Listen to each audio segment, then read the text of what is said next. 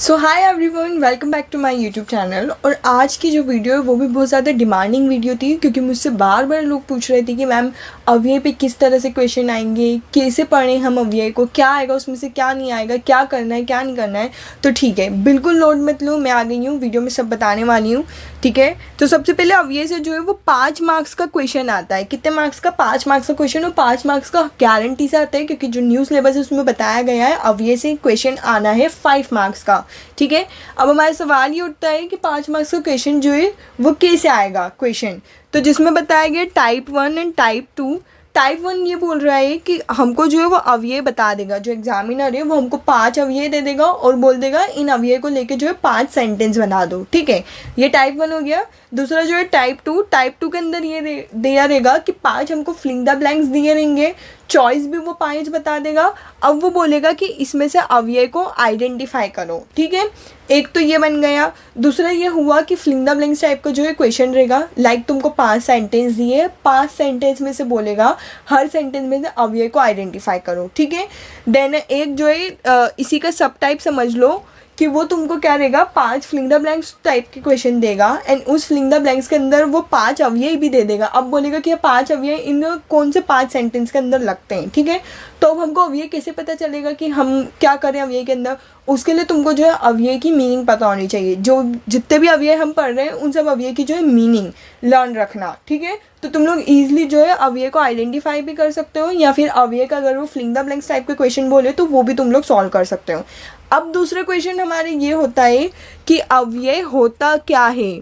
ठीक है, तो अव्यय होता क्या है हम बात कर लेते हैं। अगर हम इंग्लिश में बोले तो प्रीपोजिशन, जो हम सेंटेंस यूज़ करते हैं इंग्लिश में, तो उसके अंदर इज़, एंड, और, द, ये सारी चीज़ें जो अप्लाई होती हैं ना, ये प्रीपोजिशन इंग्लिश की। वैसे ही हम जो हिंदी या संस्कृत में जो है अव्यय का प्रयोग करते हैं। ठीक है, आ जाओ अब हम लोग डेफिनेशन देख लेते हैं अव्यय की। जो शब्दांश शब्द, क्या बोल रहा है, जो शब्दांश शब्द सर्वदा एक जैसा ही होता है। ठीक है, कैसा होता है? एक जैसा ही होता है, अर्थात जिसमें जो विभक्ति 7 विभक्ति होती है ना, कर्ता नहीं कर्म को ब्ला ब्ला ब्ला, ये सारी 7 विभक्ति तो अब तक पढ़ चुके होंगे। तो सातों विभक्ति 3 वचन होते हैं हमारे, एक वचन, द्विवचन, बहुवचन, और तीनों लिंग होते हैं हमारे। ठीक है, स्त्रीलिंग, पुल्लिंग, नपुंसक लिंग, इन सब के अंदर सेम रहता है। ठीक है, कोई चेंजेस नहीं आ रहा है। ठीक है, मतलब जो वर्ड है वो मेल के लिए भी सेम यूज़ होगा, फीमेल के लिए भी, नपुंसक लिंग के लिए भी सेम यूज़ होगा।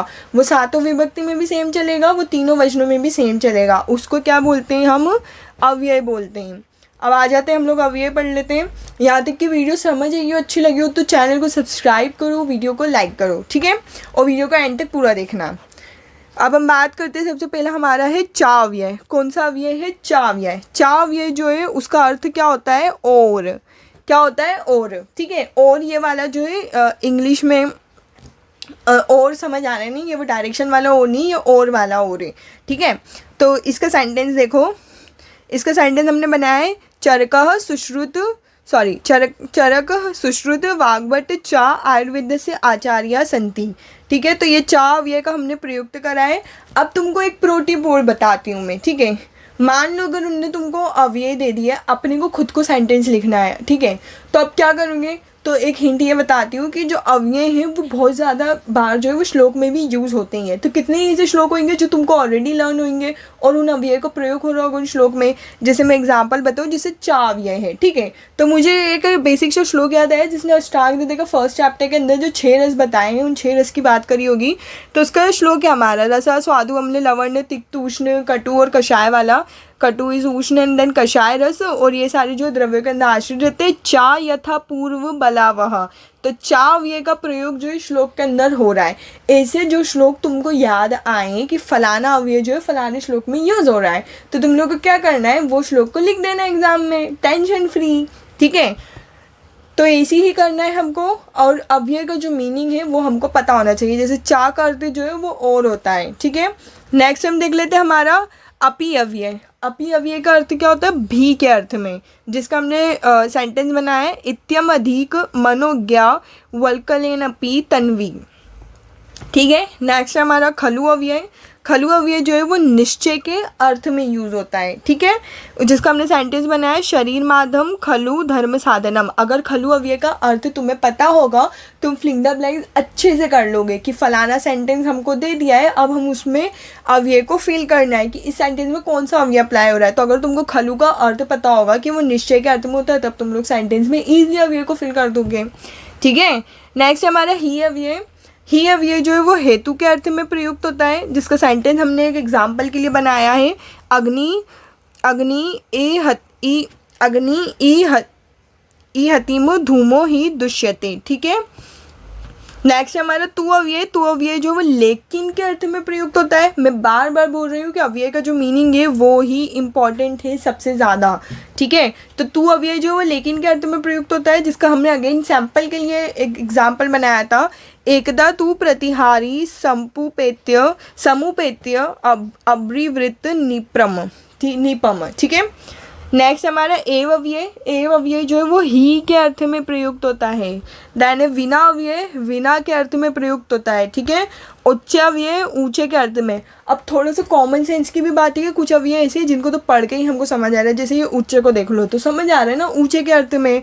ऋत देख लो बिना के अर्थ में। ठीक है। एक चीज़ और बताऊँ, एग्जामिनर जो है वो दो अव्यय पेयरिंग में कन्फ्यूजन क्रिएट करता है, तो तुमको उन अव्यय को काफ़ी अच्छे से गौर से पढ़ना और मीनिंग उनका लर्न करना है। एवं अव्यय देख लो, इसी तरह के अर्थ में हम लोग प्रयुक्त करते हैं। सा अव्यय देख लो, सा सुनते से हमको समझ आ रहा है सात अर्थ। ठीक है। साधम देख लो, सात के अर्थ में ये भी प्रयुक्त होता है। युगपत देख लो, एक सात अर्थ में, ये इंपॉर्टेंट अव्यय है। अब ये देख लो पेड़ पेड़ वाले अव्यय आ गए। एग्जामिनर यही अव्यय के अंदर जो बच्चों को कंफ्यूज करता है, हम कंफ्यूज हो जाते हैं, जैसे कि यथा तथा, जैसे वैसे, यावत तावत, जितना उतना, यदा तदा, जब तब, यदि तहीर, यदि तो। इति अव्यय जो है वो संपत्ति के अर्थ में प्रयुक्त होता है। साकम जो है वो सात के अर्थ में प्रयुक्त होता है। ना अव्यय जो है वो नहीं के अर्थ में प्रयुक्त होता है। ना सो ऑब्वियसली हमें समझ आ रहा है नहीं। कुत्र कहाँ, ये भी हमें समझ आ रहा है। कति प्रश्नवाचक में, कुता कहाँ से, किमर्थम किस लिए, कियत कितने, ई यहाँ अर्थ में, अत्र यहाँ, तत्र वहाँ। जैसे कि तत्र में बताऊँ ना, एक श्लोक होता है, ये सबको पता होगा बात के गुण का, ये वाला श्लोक, तो तत्र वृक्षो लघु शीतकाल सूक्ष्म चलो अनिला। ठीक है। इसमें तत्र अव्यय का प्रयुक्त हो रहा है हमारा। ठीक है। तो ऐसे ही तुम लोग जो श्लोक इसमें भी कर सकते हो, जैसे हमने उपसर्ग की बात करी थी, जिसने उपसर्ग की वीडियो नहीं देखी वो उपसर्ग भी देख सकता है जाके। लास्ट हमारा सर्वत्र, या अव्यय भी देखने समझ आ रहा है चारों ओर के अर्थ में। ठीक है। तो इसी के साथ जो है हमारे अव्यय जो है वो कंप्लीट हुए। अब अपनी बुक खोलना, उनमें जितने अव्यय दिए हैं उन सब अव्यय के अर्थ को लर्न करना, क्योंकि क्वेश्चन ऐसे ही आएगा, तुमको मीनिंग पता होगा, तुम इजीली क्वेश्चन कर लोगे और हमारे जो 5 मार्क्स है वो पक्के हो जाएंगे। ठीक है। तो वीडियो अच्छी लगी हो तो चैनल को सब्सक्राइब करो, वीडियो को लाइक करो। मिलते हैं हम लोग नेक्स्ट वीडियो में। Bye bye.